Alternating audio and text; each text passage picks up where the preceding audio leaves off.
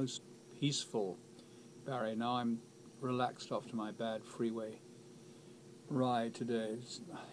I mean, slow-moving traffic, and then getting off the Ventura Freeway and getting onto that wretched Sepulveda, or Sepulveda, as they like to call it. It's only a few yards, but the traffic is always completely stationary at 8:30 in the morning. And you have this trouble too. It's stationary. Why don't they do every something day? about it? I don't know. All they need is one officer. Ah. I don't know. And then gradually I approach this forest of skyscrapers, this impersonal building that we do the show from, where the Ian Whitcomb show comes from on the 5th floor, but we bring some life into it, don't we, Barry? That was Monty Mantovani conducting his cascading strings in his version of the old 1920s song Charmaine, written by Erno Rapé. I think there was an accent on the E just before the end, or the penultimate E, actually. Rapé. You know, if you go to thrift stores now and you look for LPs, vinyl, so sometimes I do, you'll find tons of these easy listening records from the 50s and early 60s. I mean, an amazing amount of them.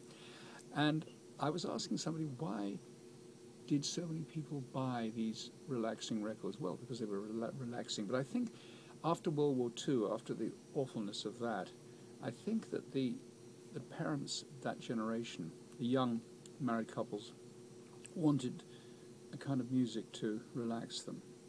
They could play at home as they sipped their cocktails, and while the wife prepared maybe a TV dinner on their laps, and then they would watch obviously television, because their teenagers were about to embark on rock and roll. But as I get older now, I like these relaxing, calming numbers. But I always did at the time, and this next number I always liked, Blue Star.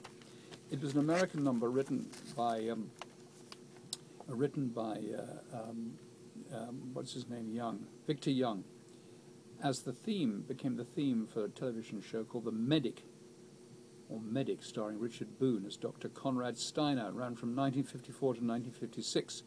And it certainly, the music caught on in England, although the show was never, I don't believe the show was ever shown in Britain, but the tune was really successful, and everybody seemed to record it in Britain, from Cyril Stapleton and his orchestra to the one we're going to hear, which is by Ron Goodwin and his orchestra.